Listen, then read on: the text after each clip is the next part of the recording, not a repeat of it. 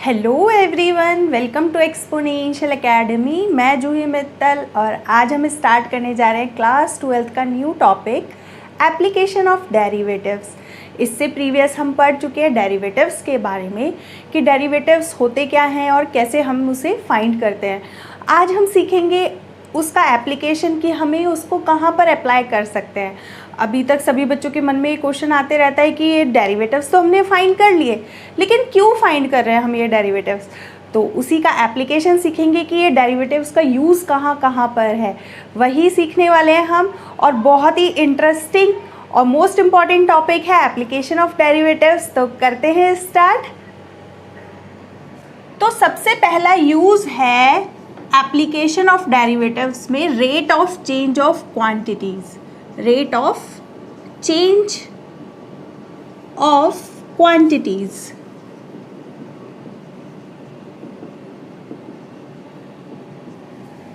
अब ये क्या है rate of change of quantities? मतलब अब हमारे पास एक क्वांटिटी दी होगी जो कि दूसरी क्वांटिटी के चेंज होने से वो क्वांटिटी चेंज होती होगी।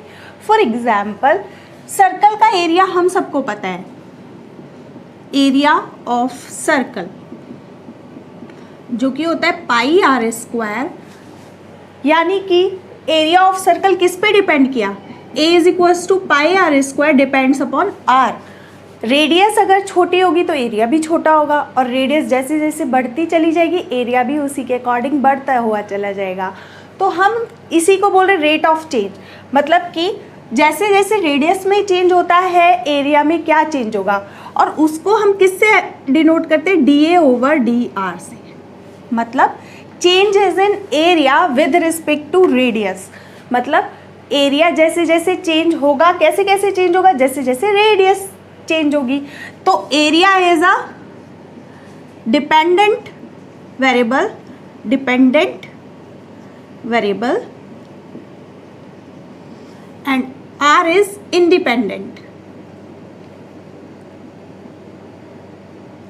और हम ये तो पहले भी पढ़ चुके हैं ना। अगर हमारे पास dy बाई डी एक्स होता था और y is equals to f x कोई फंक्शन होता था, तो x is independent and y is dependent. क्योंकि जैसे जैसे x चेंज होता है dy by d x is called changes in y with respect to x। यानी कि y में चेंज जैसे जैसे x में चेंज होगा।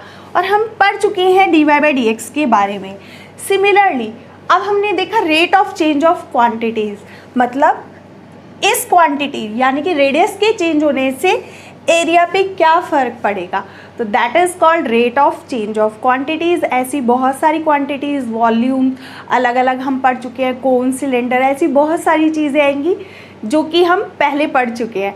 तो उनमें कैसे कैसे क्वांटिटीज़ चेंज होती हैं, तो हम वही पढ़ेंगे। नंबर फर्स्ट तो देखा डेरिवेटिव का यूज़ हुआ कि नहीं, डी ए ओवर डी आर, जो कि डिफरेंशिएशन उसके लिए आना ज़रूरी है। तो this is called rate of change, rate of change in area with respect to radius. तो हमने देखा यहाँ पर एरिया में चेंज जैसे जैसे रेडियस में चेंज होता है, तो उसको हम डिनोट करते हैं d A by D r से। और डिफरेंशिएशन डेरिवेटिव्स फाइंड करना हमें आता ही है। तो नंबर फर्स्ट यूज़ हुआ हमारा rate of change of quantities. Second आता है हमारे पास increasing and decreasing function.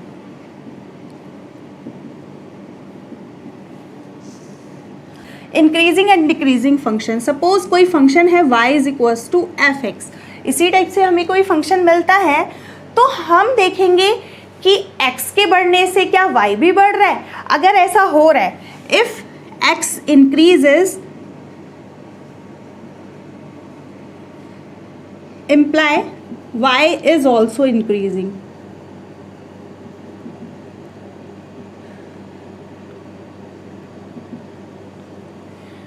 This imply कि function is increasing. This imply function is increasing function. Increasing तो फंक्शन इंक्रीजिंग है, लेकिन if x increases, this imply y is decreasing, y decreases, imply function is decreasing, function is decreasing. तो हम यहाँ पर find करेंगे कि x के बढ़ने से y में क्या चेंज होता है, और उसी के अकॉर्डिंग हम बता देंगे अगर x बढ़ रहा है उसी के अकॉर्डिंग y भी इंक्रीज हो रहा है तो फंक्शन को हम बोलेंगे इंक्रीजिंग फंक्शन।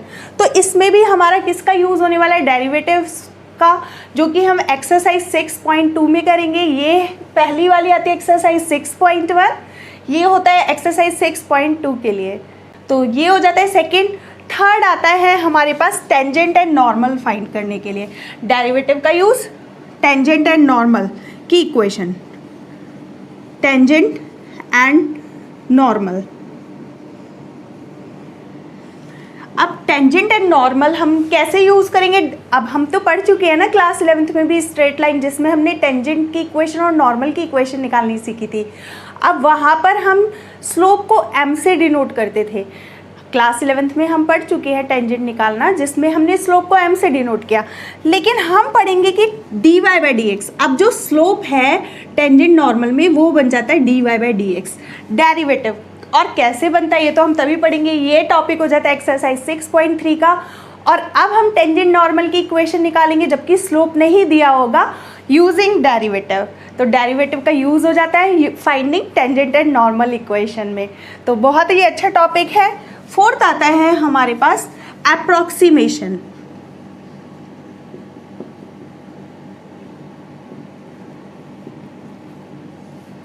नेक्स्ट आता है अप्रोक्सीमेशन। अप्रोक्सीमेशन में यूज होता है हमारे पास फॉर एग्जाम्पल, अब अगर हमारे पास कोई वैल्यू दी हुई है 36.5, अब हमें रूट 36 फाइंड करना आता है, 6 अंडर रूट ऑफ 36, लेकिन 0.5 से जो डिफरेंस अप्रॉक्सीमेट वैल्यू आएगी वो हम फाइंड करेंगे यूजिंग डेरिवेटिव। ऐसे फाइंड करना थोड़ा सा कॉम्प्लिकेटेड हो जाएगा। अगर बात होती सिंपल अंडर रूट 36 की तो हम डायरेक्ट देख के बोल सकते थे 6, 36 का अंडर रूट 6, लेकिन 36.5 वो जो 0.5 की वजह से अंडर रूट में चेंज होके जो वैल्यू आएगी वो उसको हम बोल रहे हैं अप्रॉक्सीमेशन, क्योंकि अप्रॉक्सीमेट वैल्यू निकालेंगे यूजिंग डेरिवेटिव। तो बहुत ही अच्छा यूज होने वाला है यहाँ पर अप्रॉक्सीमेशन में। Fifth one is maxima and minima. सबसे इम्पॉर्टेंट टॉपिक है ये एप्लीकेशन ऑफ डेरिवेटिव्स का। और मैक्सिमा मिनिमा निकालने में हम सिर्फ dy बाई डी एक्स का नहीं, हम उसके डबल डेरिवेटिव का, मतलब सेकेंड ऑर्डर डेरिवेटिव का भी यूज़ देखेंगे। अभी तक तो यहाँ पर हम सिंगल डेरिवेटिव ही देखेंगे dy by d x, fourth तक अप्रॉक्सीमेशन तक। लेकिन मैक्सिमा मिनिमा में हम डबल डेरिवेटिव, हमने जो सेकेंड ऑर्डर डेरिवेटिव फाइंड किया था उसका भी यूज़ देखेंगे हम मैक्सिमा मिनिमा में, कि कहाँ पर फंक्शन मैक्सिमम होगा, उसकी किस वैल्यू पर वो फंक्शन मैक्सिमम होगा। तो ये सब हम पढ़ने वाले हैं, जिसमें से इस बार आपके टॉपिक से हट चुका है rate of change of quantities and approximation, ये हट चुका है, लेकिन फिर भी मैं कराना चाहूँगी। तो करते हैं start rate of change of quantities से। एक्सरसाइज का ही हम कोई क्वेश्चन ले लेते हैं एक्सरसाइज 6.1 से। मैं करा रही हूँ एक्सरसाइज 6.1। वैसे तो आपके सिलेबस से हट चुकी है ये एक्सरसाइज रेट ऑफ चेंज, लेकिन आपको आना ज़रूरी है, तो देख लो, बहुत ही इंटरेस्टिंग है और कुछ भी नहीं है, बहुत सिंपल है। तो rate of change of quantities, मैं क्वेश्चन नंबर फर्स्ट ले रही हूँ बुक से। क्वेश्चन नंबर फर्स्ट जो कि हमें गिवन है, find the rate of change of area of circle. अभी मैंने पढ़ा है area of circle with respect to its radius. तो हमें क्या करना है, एरिया ऑफ सर्कल में चेंज फाइंड करना है with respect to its radius, यानी कि हमें ये फाइंड करना है rate of change of area of circle. Area of circle क्या होता है अभी मैंने बताया, पाई आर स्क्वायर। तो हमें फाइंड करना है डी ओवर डी आर, और कब, जब r is equals to 3 centimetre and 4 centimetre हमें गिवन है। D over d r find करना है हमें कब, जब r is equals to radius is equals to 3 centimetre first part, ये फर्स्ट पार्ट है, और सेकेंड पार्ट हमें गिवन है r is equals to 4 centimetre. तो ये रेडियस दी हुई है, अब हमें पता है एरिया ऑफ सर्कल कितना होता है, पाई आर स्क्वायर। अब change in area with respect to radius, यानी कि ए को डिफ्रेंशिएट करना है आर की रिस्पेक्ट में, जो कि कितना आ जाएगा 2 पाई आर, 2 पाई आर, क्योंकि pi as it is r square का आर के रिस्पेक्ट में 2r, तो that is why 2 pi r. और हमें डी ए ओवर डी आर कब फाइंड करना है, एरिया में change with respect to radius, जब रेडियस इज इक्वल्स टू है हमारे पास 3 सेंटीमीटर, तो 3 सेंटीमीटर रेडियस रख देंगे, तो 2 पाई इंटू 3 6 पाई। तो एरिया में चेंज है तो हम इसलिए इसकी यूनिट क्या लिखेंगे, सेंटीमीटर स्क्वायर, और किसके रेस्पेक्ट में चेंज है, रेडियस के रेस्पेक्ट में, जिसकी यूनिट हमारे पास पता है हमें सेंटीमीटर, तो एरिया कितना होगा सेंटीमीटर स्क्वायर में, तो change is in area with respect to its radius. Next आता है क्वेश्चन नंबर, इसी का सेकेंड पार्ट, बस अब रेडियस को डी ओवर डी आर तो हमने निकाल के रखा हुआ है, कितना आया है 2 पाई आर। अब बस रेडियस इज इक्वल्स टू अगर 4 सेंटीमीटर हो जाती है तो क्या आ जाएगा, D over d are rate of change of area of a circle with respect to its radius when radius is equals to 4 centimeter, तो that will be 2 pi r की value रख दो which is equal to 4, this becomes 8 pi centimeter square upon centimeter। तो ये आ गया हमारा rate of change of area with respect to its radius। Hope so आप लोगों को समझ में आया होगा, please make a note. Question number second आता है the volume of a cube is increasing. अब वॉल्यूम ऑफ अ क्यूब, पहले तो हमें क्यूब पता होना चाहिए उसका वॉल्यूम क्या होता है, वो इंक्रीज कर रहा है। अब हमें रेट दिया हुआ है, किस रेट से, 8 सेंटीमीटर क्यूब पर सेकेंड।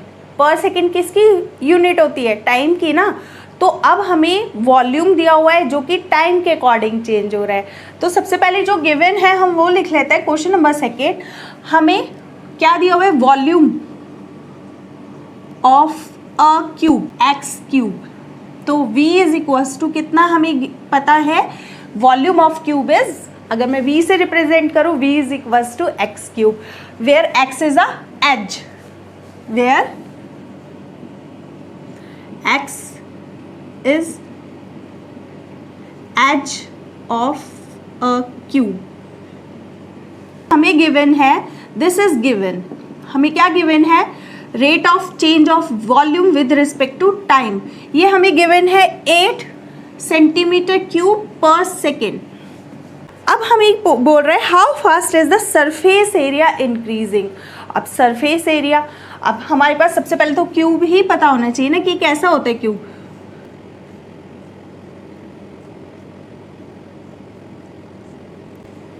ये हो गया हमारे पास क्यूब, तो x इसकी एज है, तो पहले हम वो लिख रहे हैं जो कि हमें गिवन है, सरफेस एरिया। अब बात कर रहे हो किसकी, सरफेस एरिया ऑफ क्यूब, जो कि कितना होगा 6x स्क्वायर, क्योंकि 6 फेसेस है, 4 5 6, तो सरफेस एरिया हमें पता है क्यूब का कितना होगा 6x square. Surface area increasing when the length of edge is, length of edge x के बारे में बात कर रहा है, x is equals to 12 centimetre. तो सबसे पहले हाउ फास्ट हमें फाइंड क्या करना है, सरफेस एरिया कितनी तेज़ी से बदलेगा जब साइड हमारी कितनी हो जाएगी 12 सेंटीमीटर। तो यानी कि हमें क्या फाइंड करना है, ds over dt, where s is the surface area. तो ds ओवर dt हमें फाइंड करना है when x is equals to कितना 12 सेंटीमीटर। तो ये हमें फाइंड करना है। तो पहले तो ये पता चल जाना चाहिए ना कि हमें फाइंड क्या करना है, हमें फाइंड करना है ds ओवर dt। और हमें क्या गिवन है, हमें वॉल्यूम ऑफ अ क्यूब का चेंज पता है टाइम के अकॉर्डिंग। इस बार ना तो हमें वॉल्यूम पता है ना कुछ पता है, लेकिन वॉल्यूम का हमें पता है कि किससे रिप्रेजेंट करता है, अगर x है तो v is equals to x cube से। तो अच्छा क्वेश्चन है, इंपॉर्टेंट क्वेश्चन है। अब हमें तो दिया हुआ है dv over dt, dv over dt, dv over dx नहीं दिया हुआ, हमें दिया हुआ है dv ओवर dt, यानी कि वॉल्यूम में चेंज कैसे हो रहा है, टाइम के अकॉर्डिंग, ना कि उसने दिया हुआ है x के अकॉर्डिंग, एज के अकॉर्डिंग नहीं दिया हुआ उसने dv ओवर dx नहीं दिया हुआ, उसने दिया हुआ है d v over d t. अब यहाँ पर आ जाती है हमारी चेन रूल, जो कि क्या होती है, d v over d x into d x over d t. उसके लिए यही होता है ना हमारा चेन रूल, क्या हो जाता है, d v over d t. तो देखो डिफ्रेंशिएशन का कितना अच्छे से यूज़ हो रहा है डेरिवेटिव्स का।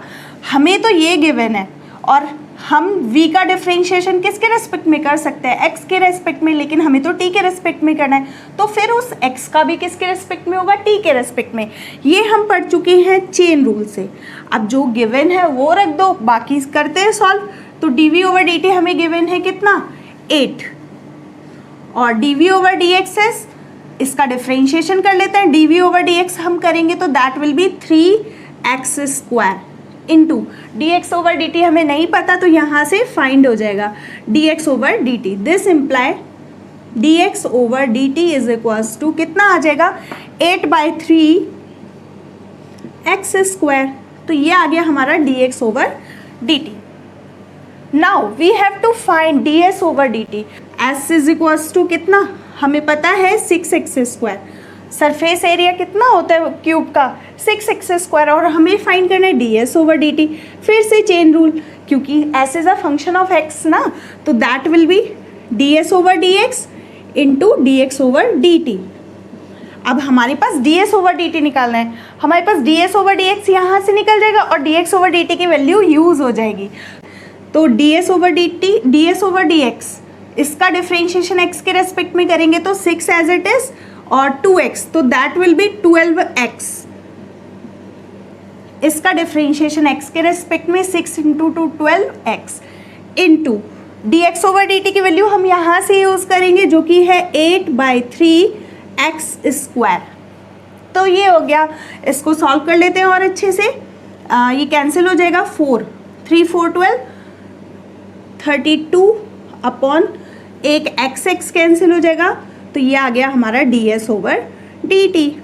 तो हमें क्या मिला, एरिया में, सरफेस एरिया में change with respect to time हमें मिल गया। लेकिन उसने पूछा है हमें तब बताओ जब हम क्यूब की एज कितना मान के चले, 12 सेंटीमीटर लेकर चले, तो हम वो सब्स्टिट्यूट कर देते हैं। तो d s over d t when edge is equals to 12, तो x की वैल्यू 12 रख देते हैं।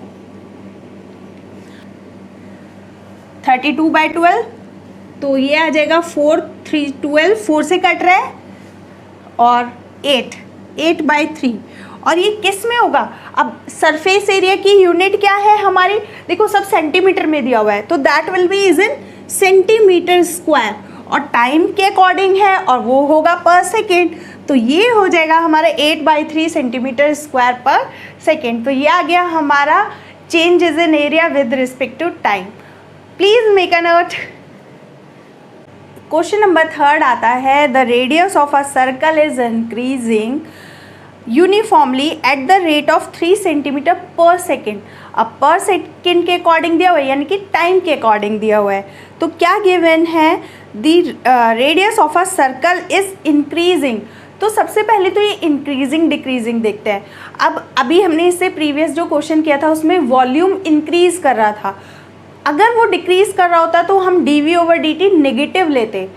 प्रीवियस क्वेश्चन में जो अभी हमने किया, अभी हमने देखा था वॉल्यूम इंक्रीज कर रहा था, अभी हमने फाइंड किया था d v over d t is equals to, हमें गिवन था 8 centimetre cube per second, question number 2 में। तो क्योंकि ये इंक्रीज कर रहा था इसलिए हमने पॉजिटिव लिया। अगर सपोज ये डिक्रीज कर रहा होता तो हम इसको -8 सेंटीमीटर क्यूब पर सेकेंड लेते।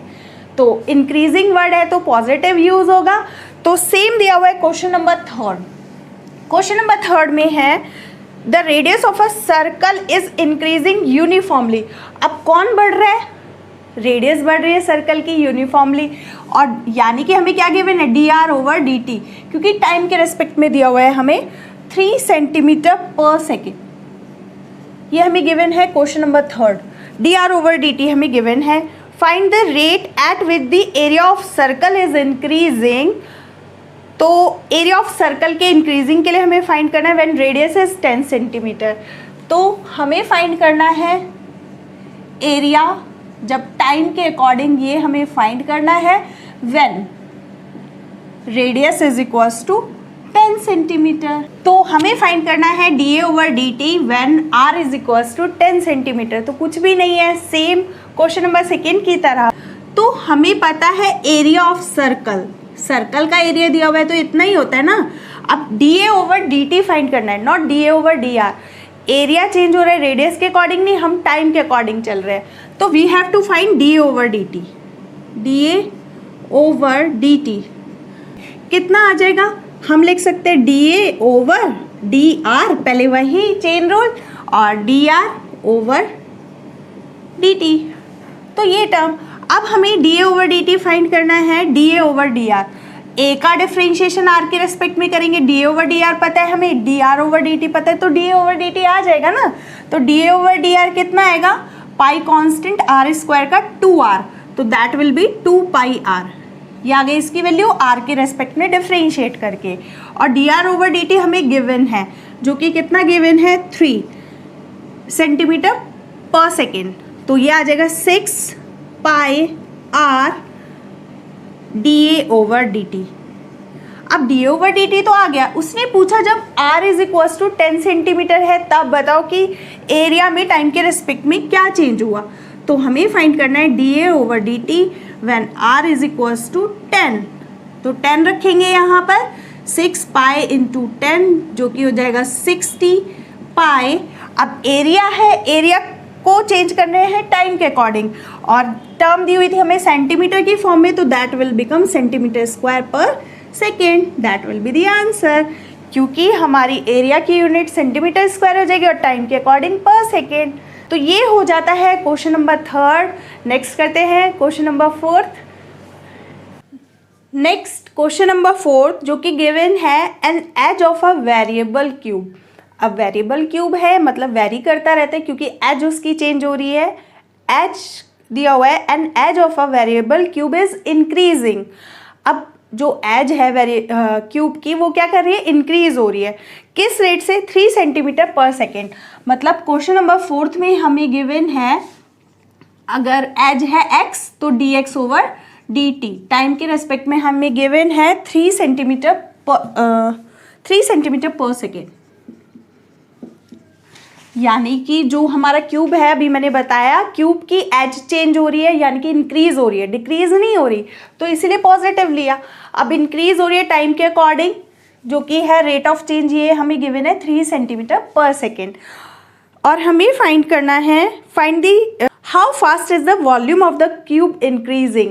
अब जो क्यूब का वॉल्यूम है, हाउ फास्ट, तो टाइम के अकॉर्डिंग, यानी कि हमें ये फाइंड करना है dV/dt increasing when the edge is, यानी कि dV/dt हमें फाइंड करना है एज। एज मतलब x हमें गिवन है when x is equals to 10 centimetre long. तो ये हमें फाइंड करना है। तो बस क्वेश्चन समझ में आना चाहिए क्या कहना चाह रहा है। अब वॉल्यूम की जो एज है वो चेंज हो रही है, इंक्रीज होती जा रही है टाइम के अकॉर्डिंग इस रेट से, और हमें फाइंड करना है वॉल्यूम में change, how fast is the volume is changing. अब ये बढ़ रहा है, अगर एज बढ़ रही है तो वॉल्यूम भी तो इंक्रीज होगा ना। तो dV/dt हमें फाइंड करना है when edge is equals to 10 centimetre, उस टाइम कितना चेंज हुआ वॉल्यूम में। तो हमें ये फाइंड करना है। बहुत ही सिंपल क्वेश्चन है, आप लोग खुद ट्राई कर सकते हैं इसे। बस हमें पता होना चाहिए dx/dt volume of the cube. Volume of the cube कितना होता है, x क्यूब। अब हमें क्या फाइंड करना है, dV/dt फाइंड करना है, तो जो कि हो जाएगा dV, वही chain rule, dV/dx into dx/dt। दोनों ही चीज़ हमें पता है। dV/dx is 3x square and dx/dt is 3, तो that will be 9x square dV/dt। अब बस when x is equals to 10 centimetre, यानी कि एज जब हमें कितनी गिवन है, 10। एज जब 10 है तो 9 इंटू 10 का स्क्वायर, यानी कि ये हो जाएगा 900। अब टर्म्स वॉल्यूम का, पहले वॉल्यूम का हमारा क्या होता है यूनिट, सेंटीमीटर की फॉर्म में दिया हुआ है, तो that will be centimetre cube. और टाइम के अकॉर्डिंग देखो यहाँ पर सेकेंड में दिया हुआ था, तो दैट विल बी पर second. That will be the answer. है ना सिंपल और interesting, please make a note. Next आता है क्वेश्चन नंबर 5 जो कि अच्छा क्वेश्चन है। हमें गिवन है a stone is dropped into a quite lake. अब कोई क्वाइट लेक है, उसमें एक स्टोन ड्रॉप किया जाता है and waves move in circle. मतलब कि कुल मिला के ये कहना चाह रहे हैं जो वेव्स हैं वो सर्कल की फॉर्म में आगे बढ़ती हैं। तो वेव्स कब सर्कल की फॉर्म में आगे बढ़ेंगी, जैसे जैसे रेडियस बढ़ेगा वैसे वैसे वो वेव्स बढ़ती जाएंगी, मतलब वो सर्कल बढ़ता चला जाएगा। अब कोई क्वाइट लेक है हमारे पास और जब उसमें स्टोन गिरा गया, यहाँ पर स्टोन गिरा गया, तो जो वेव्स है वो कैसे बढ़ती है, सर्कल की फॉर्म में आगे बढ़ने लगती है। तो सर्कल की फॉर्म में आगे बढ़ती हैं। तो सर्कल की फॉर्म में जब आगे बढ़ती हैं तो रेडियस के अकॉर्डिंग ही तो बढ़ेंगी वो। रेडियस जैसे जैसे बढ़ेगा वैसे ही सर्कल बढ़ता चला जाएगा। तो ऐसे करते वो बढ़ने लगती हैं। एट द इंस्टेंट, यानी कि हमें क्या दिया हुआ है, waves move in circle at the speed of 5 centimetre per second. वो जो वेव्स हैं वो किसके अकॉर्डिंग मूव करती हैं, dr/dt हमें गिवन है 5 सेंटीमीटर पर सेकेंड। एरिया तो नहीं बढ़ रहा ना, सेंटीमीटर स्क्वायर होता, अगर एरिया होता तो सेंटीमीटर पर सेकेंड के अकॉर्डिंग से बढ़ रहा है, तो क्या बढ़ रही है, रेडियस 5 सेंटीमीटर पर सेकेंड। ये हमें क्या है, given, this is given. Next, at the instant when the radius of circle is 8 centimetre. जब रेडियस हमें पता है कितनी, 8 सेंटीमीटर, उस इंस्टेंट पर how fast is the enclosed area increasing. तो एनक्लोज्ड एरिया जो होगा उस टाइम पर कितना होगा, कितना इंक्रीज हुआ होगा, 8 सेंटीमीटर जब हमारी रेडियस है उस टाइम पर एरिया कितना इंक्रीज हुआ होगा। तो हमें फाइंड करना है एक तरह से एरिया ऑफ सर्कल। क्वेश्चन है question number 5। Area of circle हमें पता होना चाहिए, पता ही है πr², क्योंकि सर्कल की फॉर्म में वेव्स बढ़ रही है ना, और हमें दिया हुआ है dr/dt और उसने फाइंड करवाया है dA/dt। वो बोल रहे हैं find how fast area increase when radius is equals to 8। ये हमें फाइंड करना है, 8 सेंटीमीटर। 8 सेंटीमीटर तो एरिया में, एरिया कितना, एनक्लोज्ड एरिया जो होगा उस टाइम पर जब रेडियस 8 सेंटीमीटर है तो कितना एरिया बड़ा होगा टाइम के अकॉर्डिंग। हमें rate of change in area find करना है विद रिस्पेक्ट टू टाइम। तो एरिया हम जानते हैं सर्कल का πr²। अब a इज इक्वल्स टू, अगर πr² है तो हमें फाइंड करना है dA/dt, जो कि कितना आएगा, फिर से चेन रूल हमें देखने के लिए मिलेगी, क्योंकि a is a function of r। तो पहले a का डिफरेंशिएशन होगा r के रेस्पेक्ट में, फिर r का t के रेस्पेक्ट में, यही होगा ना। अब हमें dr/dt गिवन है जो कि 5 सेंटीमीटर पर सेकेंड है, और dA/dr हम निकाल सकते हैं। तो dA/dr कितना आ जाएगा, इसका डिफरेंशिएशन 2πr, और dr/dt हमें गिवन है 5, तो दैट विल बी 10πr। तो ये आ गया area. Rate of change of area with respect to time, ये टाइम है, रेडियस नहीं है, विद रिस्पेक्ट टू टाइम। तो ये आ गया हमारा rate of change in area, enclosed area with respect to time. अब हमें फाइंड करना है when radius is equals to 8 centimetre, उस टाइम जो एरिया है उसमें कितना चेंज हुआ है। तो रेडियस इज इक्वल्स टू हम रख सकते हैं कितना, 8, तो दैट विल बी 10π × 8, जो कि हो जाएगा 80π सेंटीमीटर स्क्वायर पर second. That will be the answer. तो ये हो जाता है हमारा changes in area with respect to time, जो कि सेंटीमीटर स्क्वायर पर सेकेंड में होगा।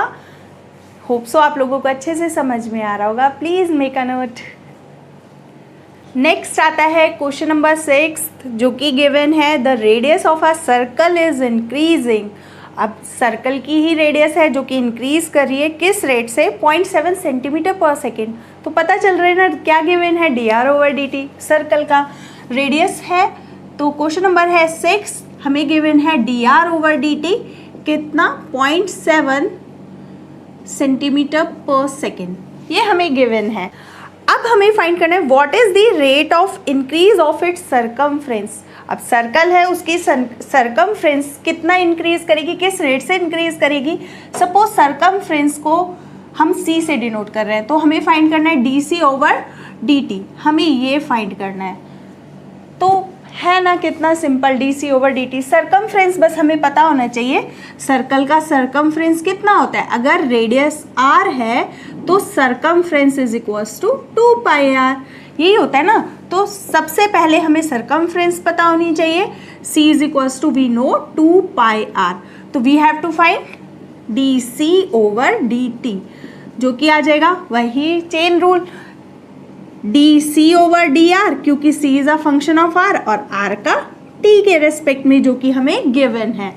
तो रखते हैं वैल्यूज, ये आ जाता है d C over d r is, अब आर के रेस्पेक्ट में करेंगे तो सिंपल 2 पाई आएगा, आर इज 1 तो दैट इज 2 पाई, और मल्टीप्लाई में D r over d t हमें गिवन है 0.7, तो इसको जब हम मल्टीप्लाई करेंगे 7 to 14 यानी कि 1.4 पाई, और ये आ गया सर्कमफ्रेंस में change, rate of change of circumference, तो जो कि गिवन होगा। इसकी यूनिट कितनी लिखेंगे, rate of change of circumference upon time की, जो कि आ जाएगी सेंटीमीटर पर सेकेंड। सेम ये हो जाता है क्वेश्चन नंबर 6। नेक्स्ट देखते हैं क्वेश्चन नंबर 7, जो कि हमें गिवन है, बहुत ही इजी क्वेश्चन है। द लेंथ एक्स, अब देखो डिक्रीजिंग वाला आ गया, the length x of a rectangle is decreasing. Rectangle हम जानते ही हैं, रेक्टेंगल की जो लेंथ है, द लेंथ एक्स। अब पहले तो रेक्टेंगल, क्वेश्चन नंबर 7 देख रहे हैं, रेक्टेंगल हमारा कैसे होता है। अब जो लेंथ है वो कैसे, सपोज ये एक्स है और दिस इज वाई, ठीक है, एक लेंथ हमने एक्स ले ली है और विड्थ हमने वाई ले ली है। तो the length of a rectangle is decreasing, ये जो लेंथ है ये क्या हो रही है, डिक्रीज हो रही है। डिक्रीजिंग के लिए मैंने बताया डी एक्स किसके रेस्पेक्ट में दिया हुआ है, centimetre per minute, rate of decreasing eight the rate of 5 centimetre per minute. तो टाइम के रेस्पेक्ट में D x over d t हमें गिवन है 5 सेंटीमीटर पर मिनट। तो अब जो टाइम है वो मिनट्स में दिया हुआ है कि मिनट के अकॉर्डिंग किस हिसाब से चेंज हो रही है, 5 सेंटीमीटर पर मिनट के अकॉर्डिंग। डिक्रीजिंग है तो मोस्ट इंपॉर्टेंट माइनस साइन लग जाएगा, इंक्रीजिंग होती तो प्लस में लेते, लेकिन ये डिक्रीज कर रही है हमारी लेंथ। साथ ही दिया हुआ है and the width y is increasing, अब वो इंक्रीज कर रही है, वाई ये कम होती जाती है लेंथ और वाई इंक्रीज करते चले जाती है। किस रेट से, at the rate of 4 centimetre per minute. तो हमें गिवन है d y by d t, जो कि इंक्रीजिंग है तो पॉजिटिव लेंगे, और 4 सेंटीमीटर पर मिनट के अकॉर्डिंग वो इंक्रीज करती है। When x is equals to 8 centimetre and y is equals to 6 centimetre, अब x is equals to when, question में दिया हुआ है when x is equals to 8 centimetre and y is equals to 6 centimetre, हमें find करना है, find the rate of change of the parameter. अब इसका पैरामीटर हम जानते हैं 2x प्लस 2y हो जाएगा, कितना आएगा, सबसे पहला है changes in parameter, rate of changes in parameter। पहला पैरामीटर में चेंज है और सेकेंड है हमारे पास the area of the rectangle, rectangle के एरिया में चेंज, एरिया ऑफ रेक्टेंगल। तो इतना तो हमें एरिया ऑफ रेक्टेंगल, तो इतना तो हमें ये क्वेश्चन ही गिवन है। हमें गिवन है कि जो लेंथ है वो डिक्रीज होती जाती है और विड्थ है वो इंक्रीज हो रही है, तो इसलिए नेगेटिव पॉजिटिव। अब इसने बोला है जब x इतनी हो जाए, मतलब x कम होते होते 8 सेंटीमीटर हो जाए और y बढ़ते बढ़ते 6 हो जाए, 6 सेंटीमीटर हो जाए, तब हमें एक तो पैरामीटर में चेंज फाइंड करना है, rate of changes in parameter क्या हुआ और एरिया ऑफ रेक्टेंगल में क्या चेंज हुआ। तो देखते हैं, बहुत अच्छा क्वेश्चन है। सबसे पहले अब पैरामीटर हमें ये पता होना चाहिए, जो कि कितना होता है, सारी एजेस को ऐड करके, जो कि होता है 2x प्लस 2y, यानी कि 2x प्लस वाई लिख सकते हैं, x plus y plus x plus y, तो दैट विल बी 2x प्लस वाई, और area of rectangle is xy। तो पैरामीटर को मैं p से डिनोट कर लेती हूँ, p is equals to we know 2x plus y, और हमें चेंज फाइंड करना है, तो t के रेस्पेक्ट में, तो इसमें भी चेंज जब फाइंड करेंगे तो dp/dt, जो कि कितना आएगा 2 as it is, that will be dx/dt plus dy/dt, दोनों की वैल्यू रख देते हैं। 2 एज इट इज, dx/dt की है -5 value plus 4 value y dy/dt की, तो यहाँ से हमें -1 आते हुए दिख रहा है, दैट इज इक्वल टू -2, यानी कि पैरामीटर भी क्या हो रहा है, कम हो रहा है।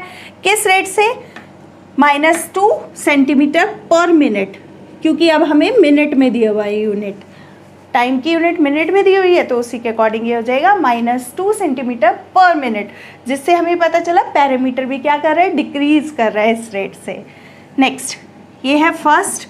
Second part, area of rectangle ए से रिप्रेजेंट कर लेते हैं, जिसको हम जानते हैं a is equals to x into Y.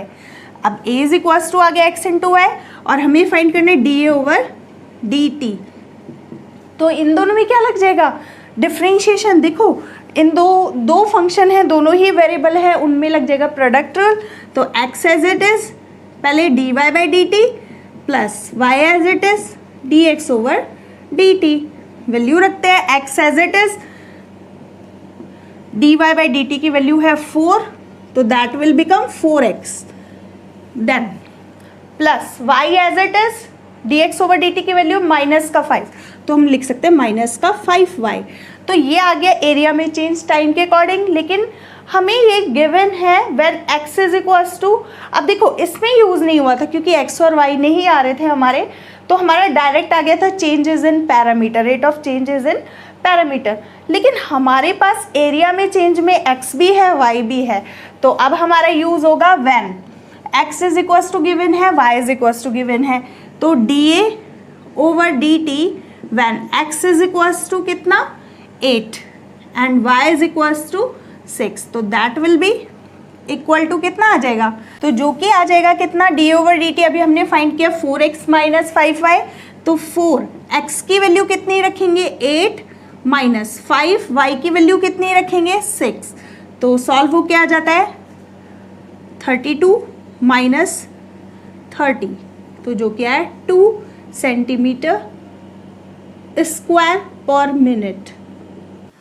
तो ये हो जाता है question number 7, change is in area, change is in parameter, जबकि एजेस में चेंज हो रहा होता है, यानी कि लेंथ और ब्रेथ में चेंज हो रहा होता है ना। अच्छा क्वेश्चन, होप सो आप लोगों को समझ में आ रहा होगा। Rate of change of quantities बहुत ही इंटरेस्टिंग टॉपिक है, क्योंकि अब हम यहाँ पर देख रहे हैं डेरिवेटिव्स का यूज़। आज के लिए फ़िलहाल इतना ही। अगर अभी भी कोई क्वेरी रह जाती है आप मुझे कमेंट सेक्शन में लिखकर पूछ सकते हैं। अगर ये वीडियो आपके लिए थोड़ी भी हेल्पफुल रही है, प्लीज़ लाइक शेयर सब्सक्राइब करना नहीं भूलिएगा। Thanks for watching.